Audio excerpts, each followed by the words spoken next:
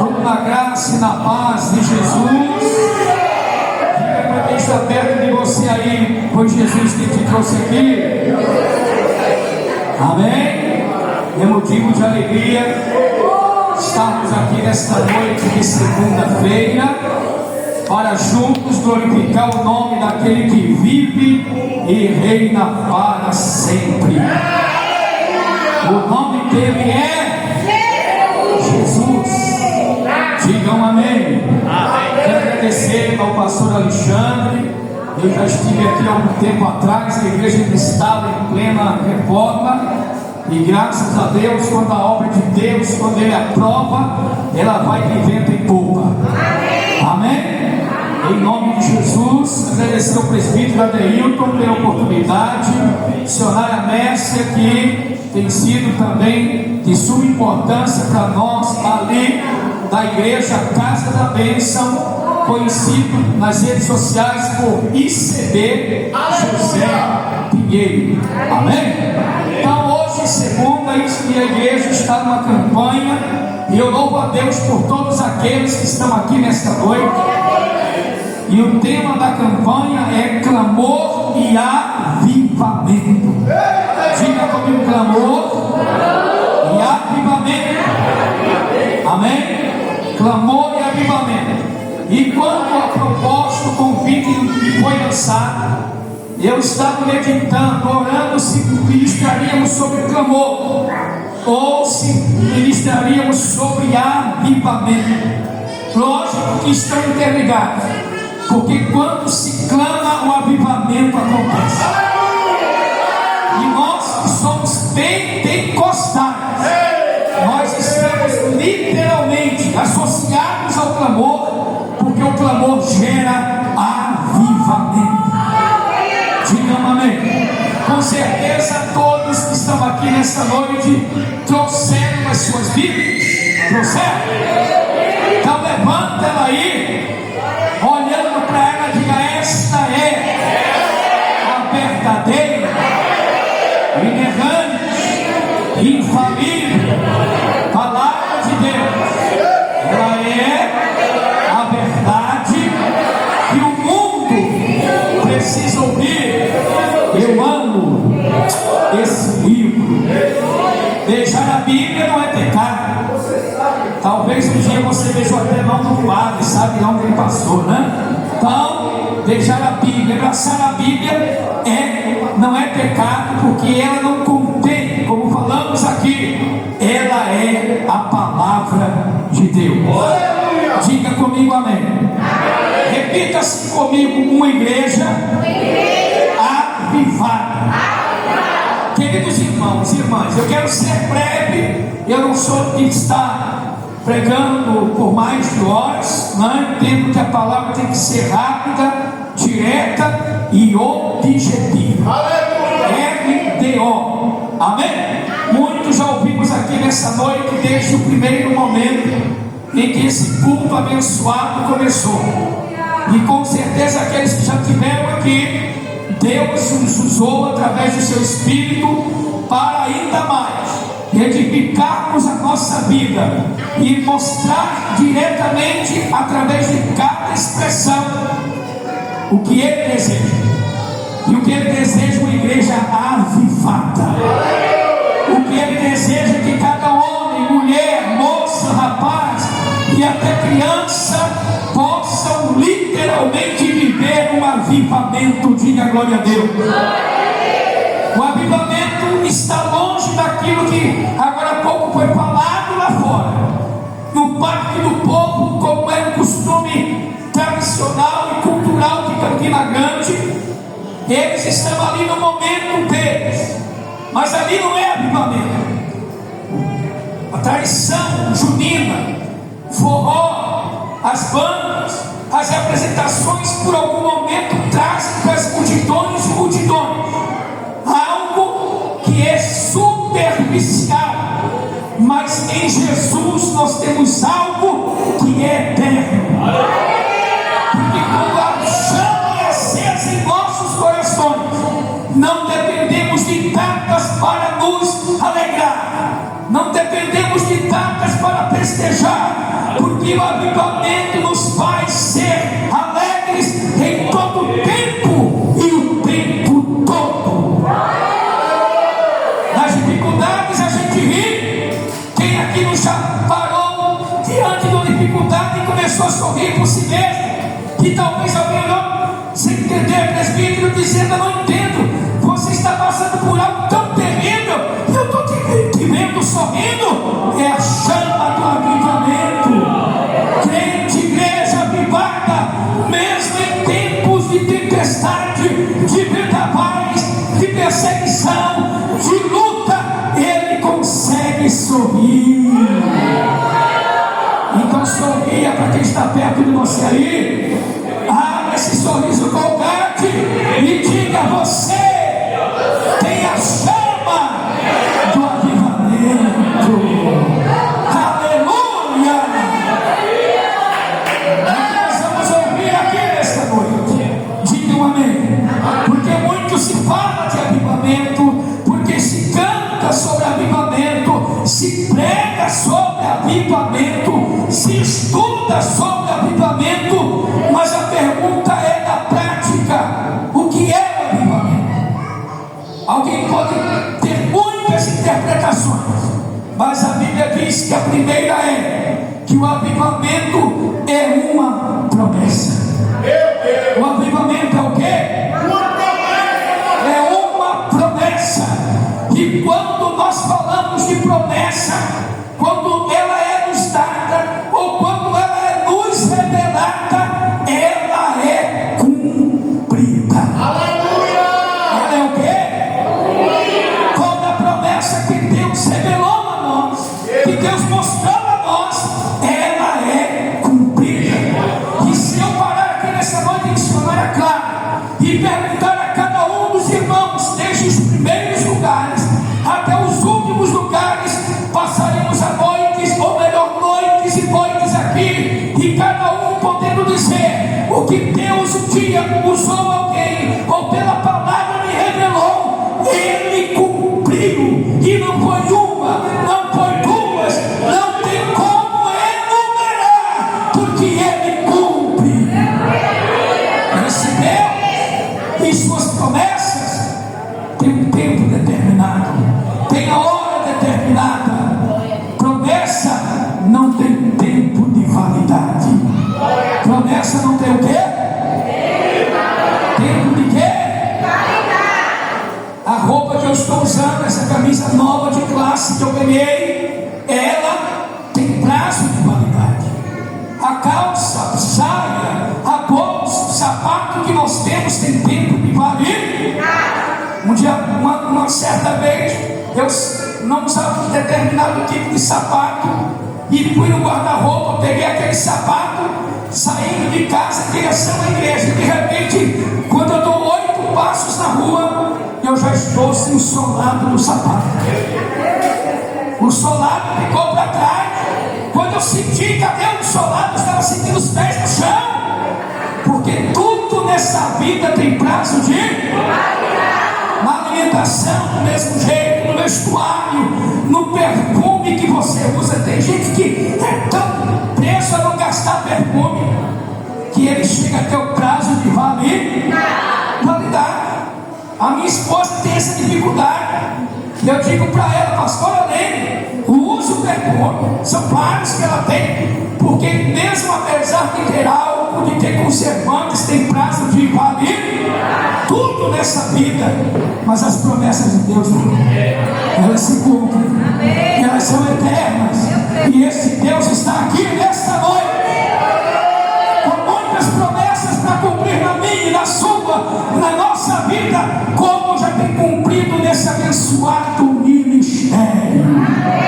Diga glória a Deus. Bem, eu comecei falando agora dentro do assunto que promessa dada, revelada e cumprida. No livro do profeta Joel, no capítulo 2, em versículos 28 e 29, Deus usa Joel há mais ou menos 700 anos aproximadamente atrás para liberar uma promessa. E nessa naquele dia, diga comigo, naquele dia, quando Deus fala na Bíblia naquele dia, é porque não vai ter outro dia, é o dia que Ele estabeleceu. Não é o dia que o presidente estabelece, que o ministro estabelece, que o governador estabelece, é no dia que Ele estabelece, e quando Ele estabelece, vai chegar. Diga glória a Deus. E naquele dia eu derramarei sobre vós o Espírito Santo. Diga glória a Deus. Isso aconteceu, queridos irmãos, no Velho Testamento. Digam amém. Eu quero ser breve, são algumas referências que eu anotei, você apenas verifica, ouvindo da palavra dele. E ele também falou logo depois a Isaías, no capítulo 44, e versículos de número 3 ao 5, em Isaías dizendo, deixa eu me ler aqui para facilitar para nós. Não, eu fico olhando para o relógio, o tempo é outro. Ele diz, em Isaías 44, 3 ao 5, porque derramarei água sobre o sedento e corrente sobre a terra seca, derramarei o meu espírito sobre a sua posteridade e a minha bênção sobre a tua descendência. Não se aflija, você que é pai, que é mãe, que talvez o seu filho, filha, não esteja no caminho, mas Deus é quem vai encaminhá-lo no tempo e na hora certa, porque essa é a promessa dele. Digam amém. E eles brotarão como a erva, como salgueiros juntos às correntes das águas. Digam glória a Deus. Nós estamos falando aqui nesta noite sobre avivamento. Digam amém. Agora vamos para o miolo, para o tempo central da mensagem, porque existem três de tantas, eu poderia enumerar mais de 20, mas vamos falar nessa noite, porque o tempo é breve, sobre três características de uma igreja avivada. E quando eu falo igreja avivada, eu estou falando de instituição religiosa, eu não estou falando de placa de igreja, mas estou falando de uma igreja, eu e você como pessoa. Digam amém. Repita comigo, três características de uma igreja avivada. A primeira delas, aí a gente vai para Atos dos Apóstolos, capítulo 2. Atos capítulo 2 e versículo 42. Ali em Jerusalém nasce a igreja do Senhor Jesus. Ali em Jerusalém nasce a igreja modelo, a igreja referência de um verdadeiro avivamento. Digam amém. Uma das características de um crente como igreja ser avivado é o que nós vamos ler agora no versículo 42 do capítulo 2, que diz: e eles perseveravam na doutrina dos apóstolos. E eles o quê? Repita comigo, na doutrina. Repita de novo comigo, na doutrina dos apóstolos. Veja o segredo de uma igreja que não apenas passou pelo avivamento, mas vive o avivamento. O segredo, meu irmão e irmã, de permanecermos avivados é quando nós nos colocamos à condição de característica desta igreja de Jerusalém, quando nós perseveramos na doutrina, ou seja, no ensino, e não é um ensino diário na internet, de ver na internet, é do seu pastor. Diga glória a Deus. É de quem que eu falei? Do seu pastor. É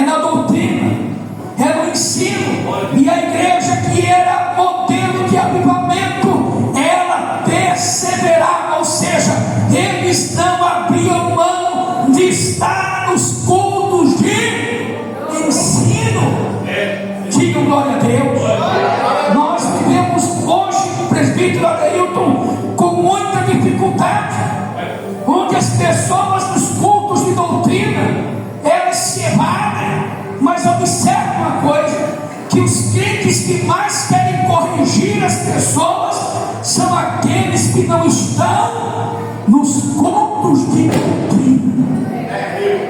É assim ou não é? Eu não sei se aqui na Vila Castelo Branco tem esse tipo de crente. Lá no José Pinheiro está assim.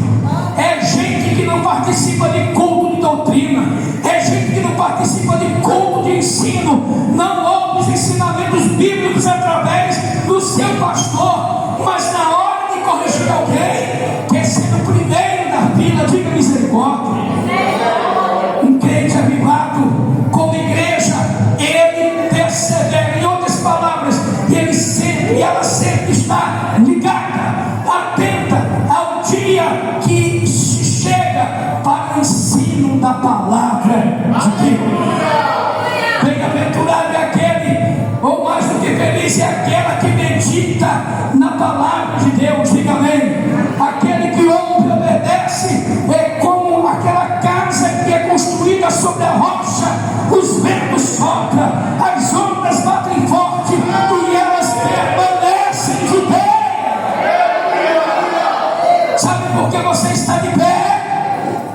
É porque você é aquele e aquela que esmera pela doutrina da sua igreja. Diga glória a Deus. Quem está ligado, diga amém.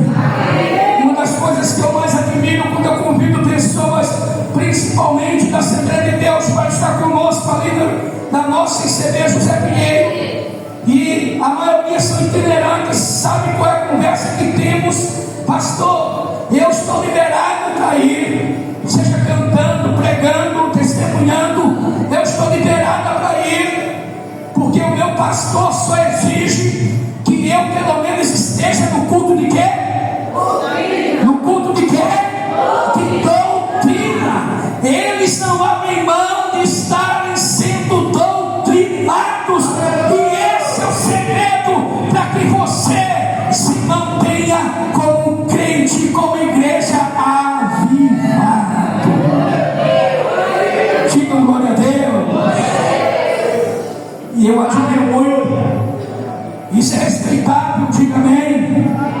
Uma igreja, e aqui no capítulo 42, no versículo 42, nós vemos que eles perseveraram na doutrina dos apóstolos. Essa é a primeira característica de uma igreja que é avivada. É aquela que tem o desejo de aprender mais de Deus. É aquela que quer aprender mais sobre os ensinos que Jesus mandou. Digam amém. Amém. Segunda característica, diga comigo, segunda característica. Nesse mesmo versículo, na parte C, nós vamos ver que a igreja avivada, que a igreja modelo para nós de Jerusalém, é uma igreja que se mantinha em oração. E o que? Para sermos ou permanecermos avivados como característica de uma igreja avivada, a oração é a segunda característica para que a gente se mantenha firme e diga glória a Jesus. Oração é comunhão, oração é conexão, oração é ligação, oração é intimidade com Deus. Oração é o quê? Intimidade com Deus. Quem não ora não tem intimidade com Deus. A gente pode louvar, isso não é intimidade. A gente pode adorar, isso não é intimidade.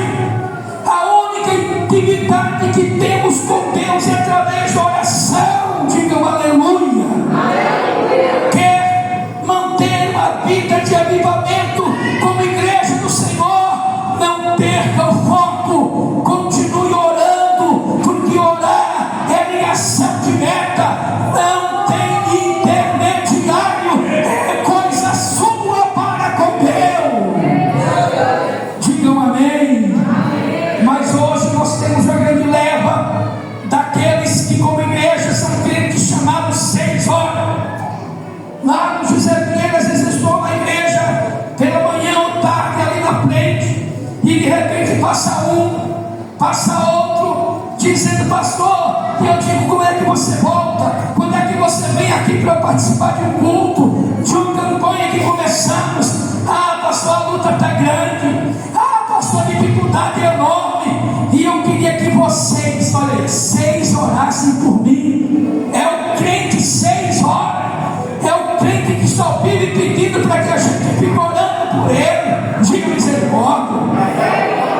Ainda bem que aqui na Vila Castelo Branco não tem crente 6 horas por mim. Tem ou não?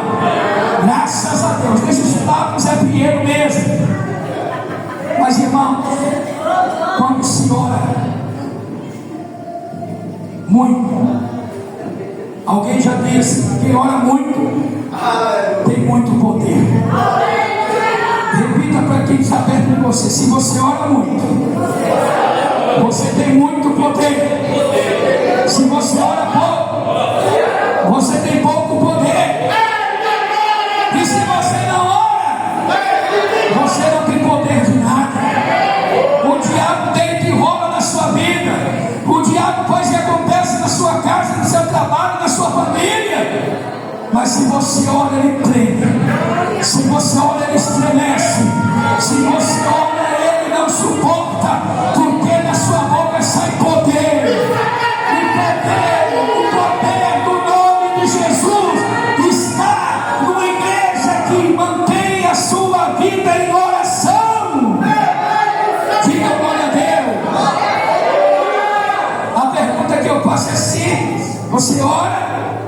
Se eu fosse perguntar e pedir para que levantasse a mão, a maioria, com certeza ninguém ora. O segredo não está para se manter uma vida avivada quando se ora, mas quando se mantém uma vida de oração.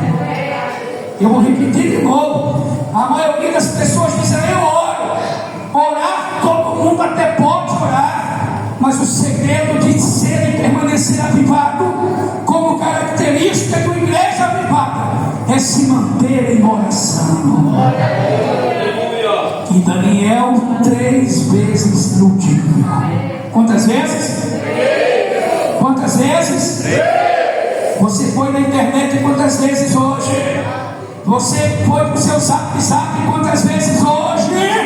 Aí a pergunta é: e orar? Quantas vezes você orou hoje?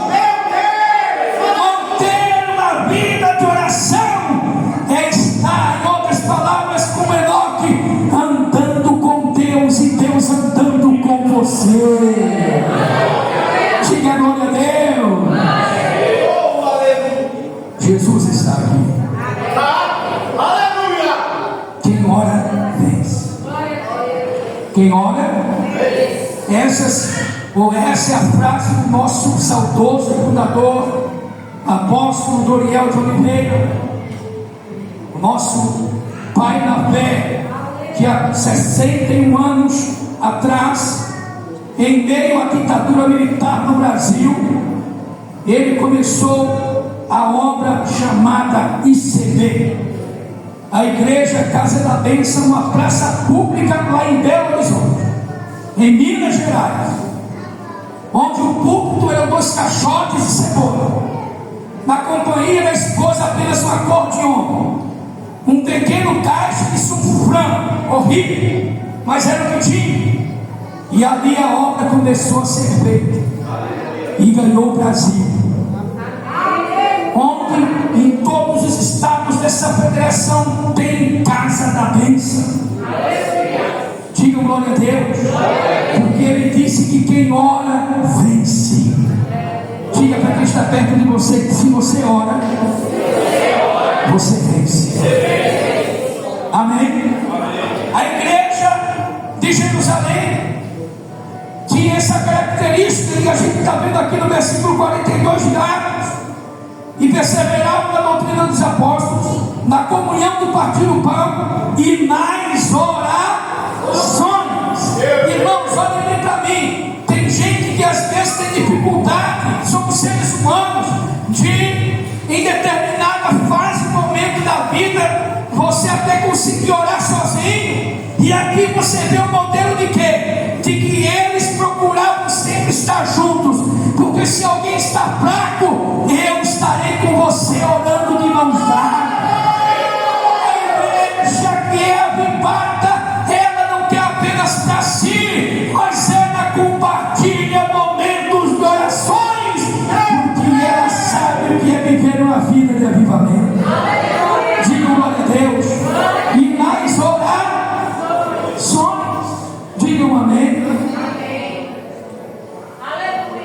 se ora, os céus se movem. Eu vou repetir de novo: quando se ora, os céus se movem. Quando começou o culto dessa noite com oração, os céus já estavam se movendo em seu favor, em favor da sua família, como foi dito pela missionária Mércia, quando ministrou uma reflexão aqui sobre Zaqueu. Digam amém. Mas tem momentos, irmãos, que são difíceis para nós. Tem momentos que os céus não se movem. Tem momentos que o quê? E aí o que é que nós temos que fazer? Quando o céu está de bronze, quando o céu está literalmente parado a nosso favor, o que é que nós temos que fazer? É orar para que os céus se movam. Se ele não se move para nós através da oração vamos mover. Fica glória a Deus. Sabe onde aconteceu isso? No livro de 1 Reis, capítulo 18. Depois de 3 anos e meio sem chuva, sem orvalho, o profeta Elias sobe no monte. Ele sobe aonde? Eu não vou lhe perguntar se esse ano alguém aqui já foi para o monte. Eu não vou lhe perguntar se você já se dirigiu ao monte. Tem um que eu só vi, eu só fui nele uma vez e não volto mais. Só se Jesus alguém me carrega. Eu sou do Recife, estou aqui há quase 6 anos e me levaram para um monte chamado Pedra do Touro, lá em Queimadas. Irmãos, até o monte é literalmente assim. E eu fui subir, parei 6 vezes com a língua para fora. E para descer, tem gente que diz que todo santo ajuda, né? Mas dessa vez não teve santo para me ajudar não. Para descer é igual descer as ladeiras lá de Olinda. A pessoa tem que descer assim, ó. Se fizer assim, cai e embora até embaixo. Foi a única experiência mais longa. Eu vou para um monte chamado Pedro Seco ali em Santa Terezinha. Amém? Mas hoje a igreja está muito acomodada. É ou não é? Sim ou não? E é por isso que a chama está se apagando. A comodidade, o comodismo. Elias subiu não apenas ao monte, o texto vai dizer, ao cume do monte, ou seja, a parte mais. Tem hora que a gente desce, mas tem hora que a gente precisa também subir. E exige esforço, exige sacrifício. E ali, olha que coisa tremenda. Eu não consigo. A maioria também aqui não consegue. Eu não quero nem passar por vergonha, nem quero que ninguém passe. Uma criança talvez conseguiria. Elias, ao subir no cume do Monte Carmelo, ele colocou a cabeça sobre os céus. Alguém consegue? Eu não vou nem tentar. Alguém consegue? Veja só, subir ao monte e ainda colocar a cabeça sobre os céus. E ali ele orou. Aleluia. E ali ele o quê? Ele o quê, irmão? Ele orou. Aleluia. Os céus estavam de bronze. E ele orou a primeira vez e chamou seu obreiro. E disse para ele: olha para o mar, de onde as nuvens de chuva são formadas. Aquele obreiro foi lá, olhou e disse: eu não estou vendo nada. Tem gente que é assim, ele acha que Deus é o gentalão. É ele ou ela orar e já aparece o sinal. Não, é? Sim ou não? Quem é avivado, quem vive o verdadeiro avivamento e tem intimidade com Deus, persevera na oração. Não desiste, porque orar é para ter um propósito. Oração sem propósito é nula, mas oração com propósito se tem resposta. E ele orou 7 vezes. Quantas vezes? 7. Quantas vezes?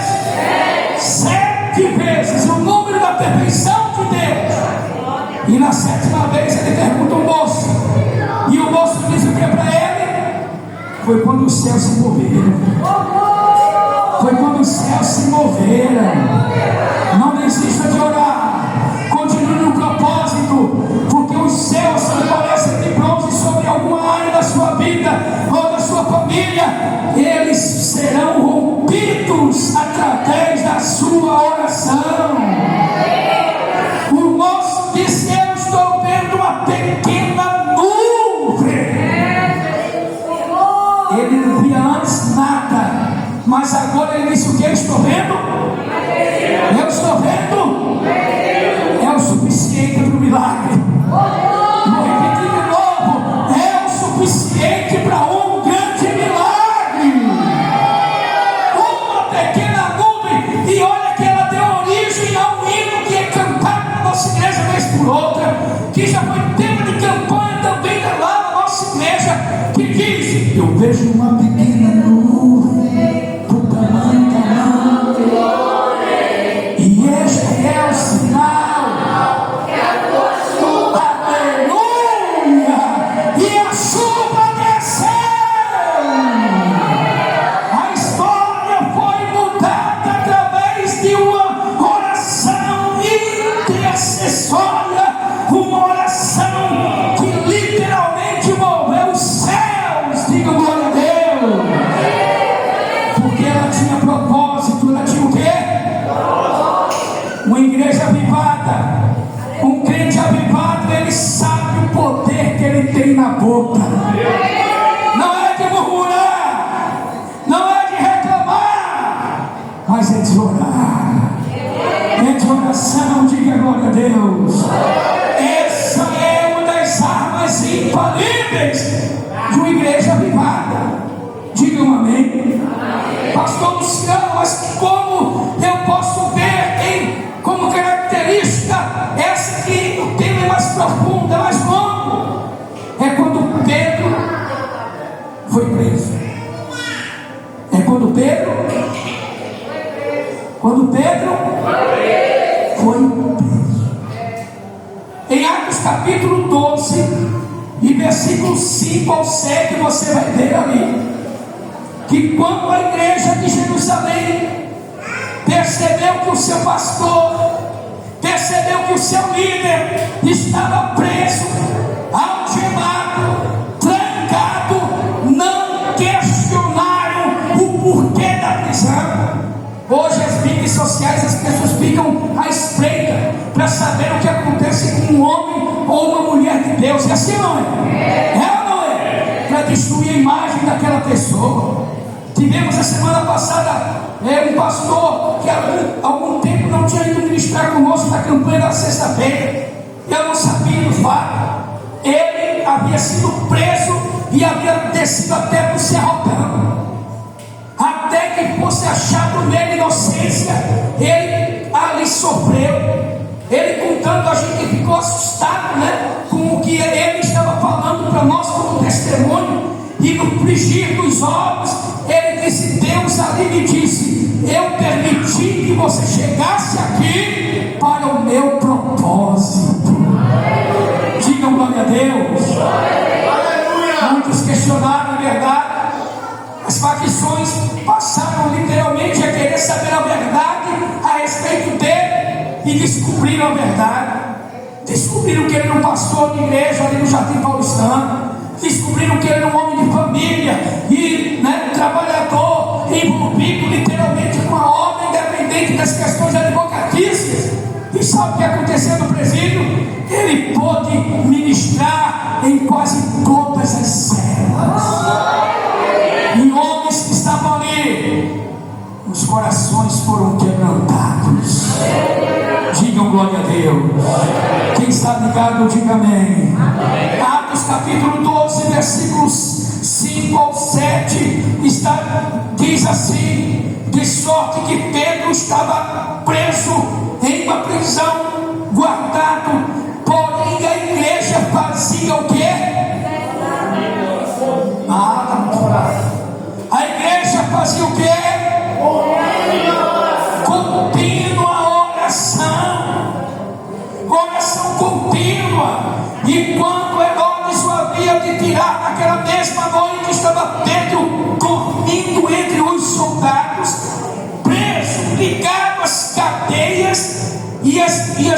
e os guardas diante da porta, guardando a prisão. Versículo 7.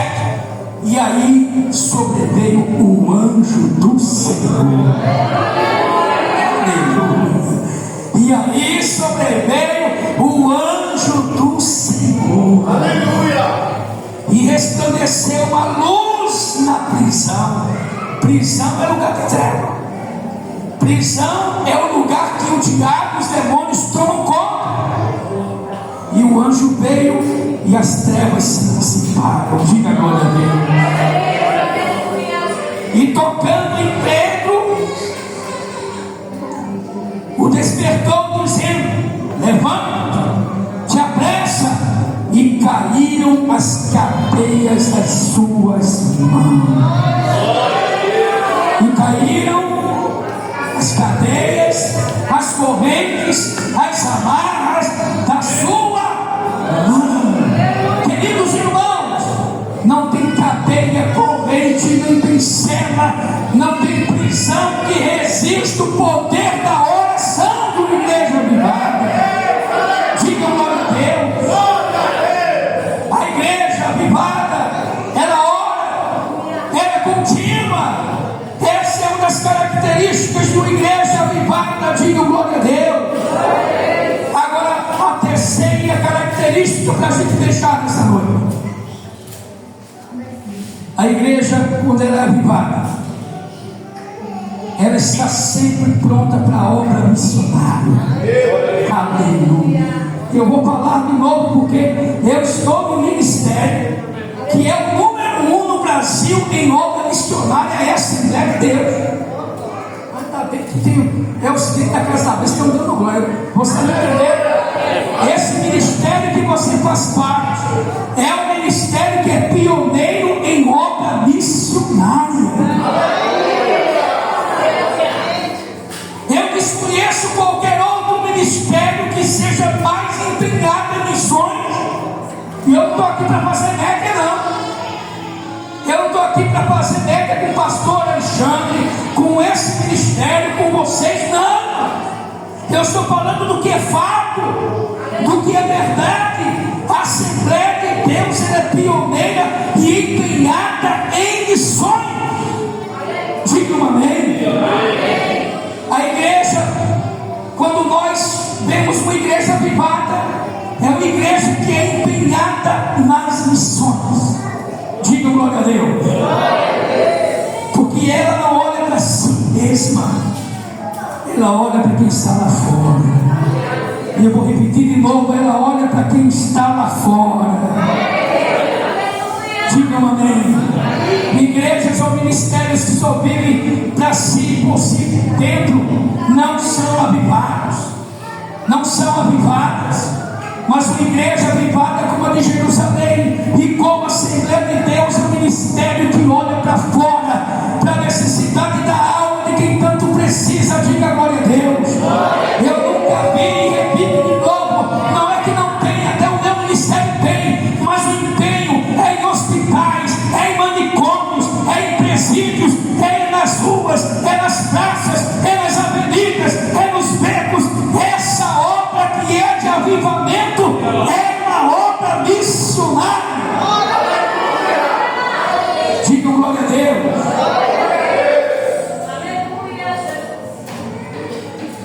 Porque ela segue o que Jesus falou em Mateus capítulo 28, versículos 19 e 20. Quem quiser abrir, pode abrir, eu remarcando aí. Mateus 28.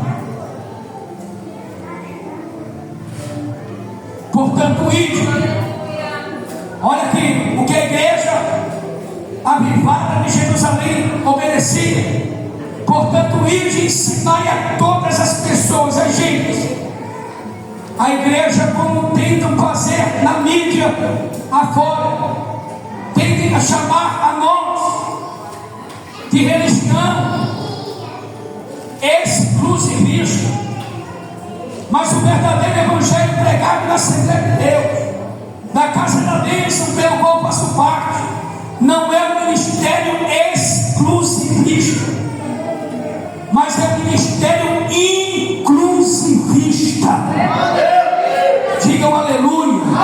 se é gay, se é lésbica, se é drogado, se é marginalizado, se é viciado, seja da forma que for, a igreja está sempre como Jesus, de braços abertos, para tirar do vício, para tirar da opressão e fazer uma nova criatura.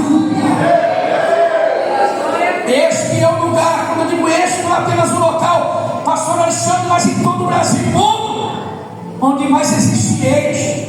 Se eu perguntar aqui quem aqui é ex-viciado em droga, alguém vai levantar a mão.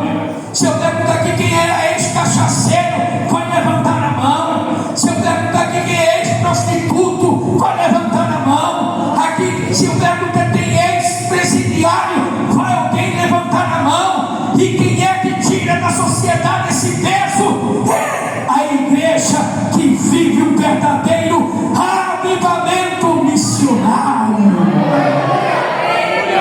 Diga glória a Deus. Quem crê que Jesus está aqui? Ensinai a todas as pessoas, batizando-os em nome do Pai, Filho, Espírito Santo, versículo 20, e ensinando a guardar, aleluia, ensinando tudo que eu tenho ensinado, tudo que eu tenho mandado, tudo que eu tenho dito, irmãos, é Jesus. Diga glória a Deus. No Evangelho de São Marcos, capítulo 16, versículo 15, não é diferente. Está escrito, versículo 15: ide por todo o mundo e pregai o evangelho a toda criatura.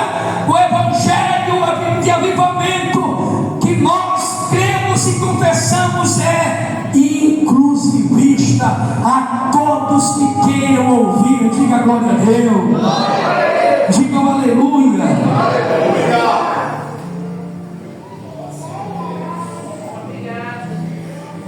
Em Atos capítulo 1, versículo 8, para a gente encerrar, você vai ver que todos, eu falei o quê? E todos é o que para você? Todos foram cheios do Espírito Santo. Mas recebereis o poder, virtude do Espírito Santo que há de vir sobre vocês. E vocês serão minhas testemunhas. Diga comigo, testemunho. Em Jerusalém, na Judéia, Samaria e confins da terra. Uma igreja avivada, ela não escolhe para onde quer ir pregar. Uma igreja que tem a sua natureza de avivamento, uma obra missionária, ela não faz escolha. Ela apenas obedece o ídolo dele. Diga glória a Deus. Está chovendo? Eu não vou por causa da chuva. Está fazendo sol? Está quente demais. Isso não é um retrato de um povo, de uma igreja que tem as características de avivar. A noite está fazendo sereno. Queridos irmãos, eu quero concluir trazendo para vocês, olha que eu esqueci, literalmente, lembrando de mim, e eu ia trazer a maior arma que Deus deu, não foi para outro ministério no Brasil nem no mundo, mas foi para a Assembleia de Deus. Alguns irmãos, eu ensinando a eles, quando chegaram a mim dizendo, pastor, eu posso comprar literaturas para evangelizar? Eu disse, não vejo mal nenhum, mas não funciona na casa da bênção. Deus tem uma estratégia diferente para cada ministério, mas a literatura funciona, é a arma de missões de uma igreja avivada que Deus deu para a Assembleia de Deus. Aleluia. E eu vou provar isso para vocês agora. Um dia eu falei o quê?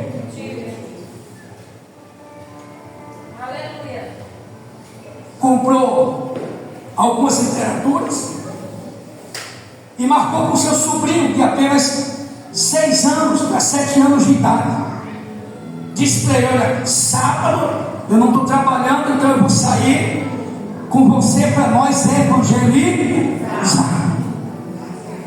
A criança, eu ia trazer para fazer um desafio aqui, mas deu um branco, eu não trouxe umas 300 que eu tenho, mas escuta.